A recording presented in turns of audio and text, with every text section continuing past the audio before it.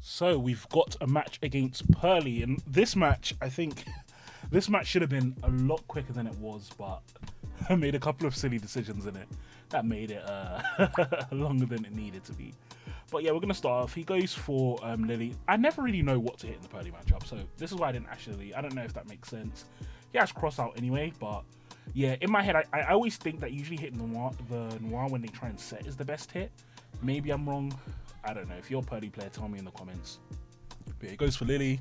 Just gonna go for the noir, attach another card for it in the end phase, and then pass. So you're just gonna get his simple draw 2. Now, to be fair, he doesn't actually end on anything. So like, yeah, I feel like there's a world where I probably could have gone for the OTK if I played this better, but I didn't anyway. There's also an impulse trigger that I forgot, but again, happens. Or no, actually, no, I didn't forget the impulse trigger. I think he did actually. Yeah, no, he didn't actually. I forgot the impulse trigger there, which would have actually been really useful to just get Turbulence straight from the deck for free and then use the rest of my monsters for extending. But I'm going to get the Turbulence and set a bunch of cards. This is another bit of an error I make because I really should prioritize that in the field spell. The field spell is basically how they win.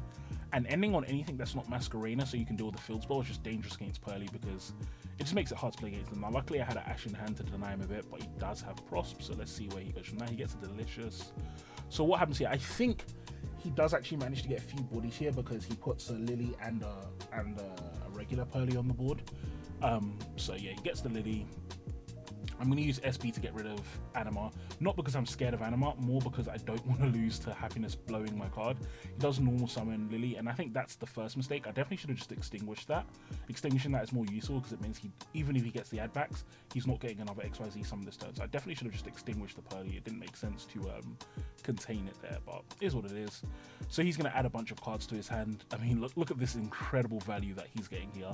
Gets another Lily. He's just added 5 cards to his hand, so I mean, from here it's looking really good for him. Then he goes into Plump, and so my mentality here is, okay, I just want to deny his ability to get attaches to Plump and make a big noir. So every time he tries to chain something to Plump, I'm just gonna chain a card and do something. Yeah, I just don't want him to attach more materials to it. So yeah, then I change the wanted, and then lastly with his last quick play, I chain Extinguish and deny that. So his Plump ends up, even though he had 5 cards and none of them end up resolving on the Plump, which is good for me because it means he doesn't get any value from that. But again, I'm in a pretty nice position because he has pretty much no interruptions and I can just do full rescue shenanigans here, which is nice. So I don't know if I kill him this turn, but I should at the very least be able to get into a dominating position. So yeah, go for the HQ. HQ is always important because you obviously, after turn 1, it just becomes about resolving Turbulence as many times as possible. He does manage to attach some cards, which is a little bit annoying, but I think from here I'm thinking I can probably go for a kill shot if I play this right. Also, another thing is that HQ has an interesting ruling which a lot of people may not know.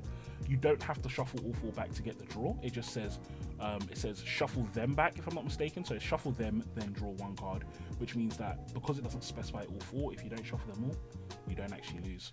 So yeah, I'm going to add the Ash back because I know Ash is just frustrating for him. Then just start doing some link climbing, out the back row cards so that I can feel free to out his monsters. And having Ash also means that if I out his board and get rid of all of these monsters, next turn I just Ash whatever quick play he uses, and then I pretty much guarantee the win.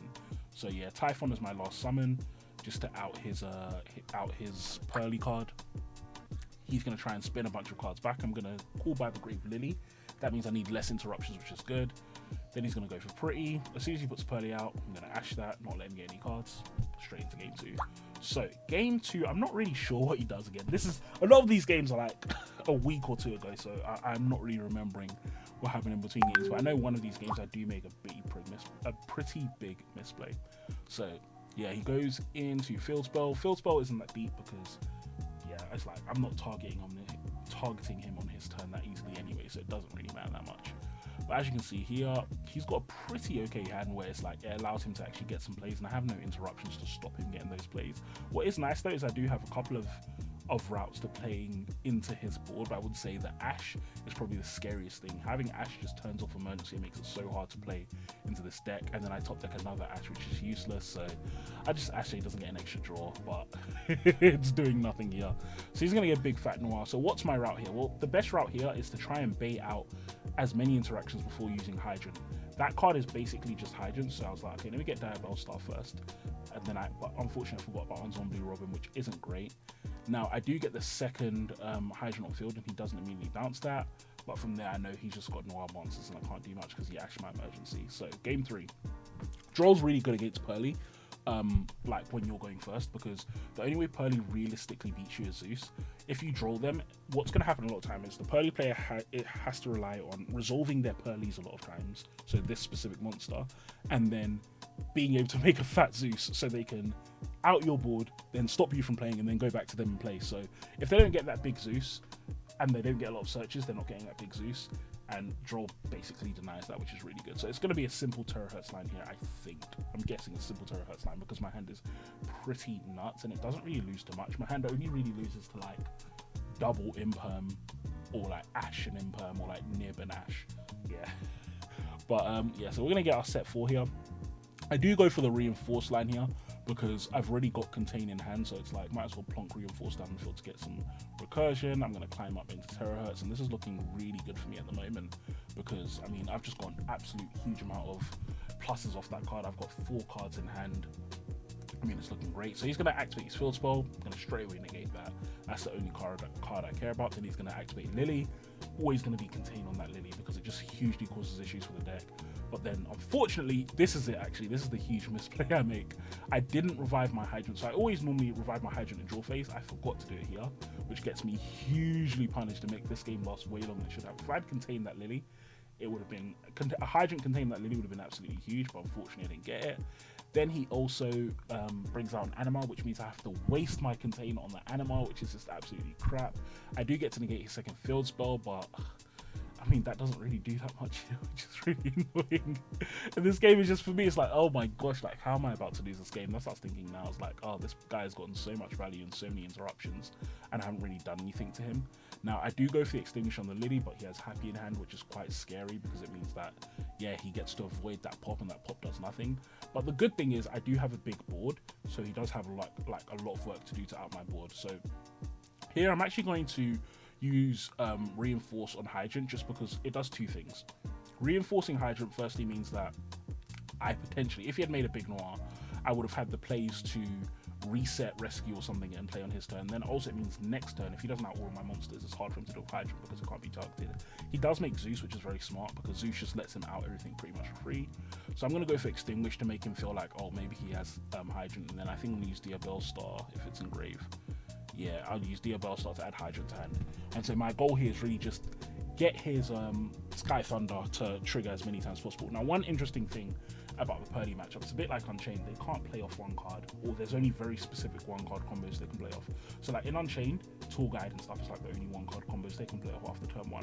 And in Purrely, they need a quick play plus a discard. The only one card combo they're often playing off is drawing a Lily. Drawing Purrely isn't as good, obviously, because it might not hit. So it's like, okay, I've got a Hydrant, I should be okay. I'm going to use Impulse to deny his Thunder and hopefully make him trigger it. He didn't trigger it, but it's fine because I'm not scared of the one card he draws. I'm going to normal summon Hydrant, and the good thing here as well is that if he does dare to kind of trigger Sky Thunder here, I get Reinforce and then get to reset from my deck and I've drawn Turbulence. But because he doesn't do that, it's like, fine, I'm just going to Emergency and use Contain to set. Now, I should have done that first. That was a bit of a mistake because then it means normal summon Hydrant. As soon as he tries to do it, I just stop him. But here he's going to use that. He's going to clear my whole board.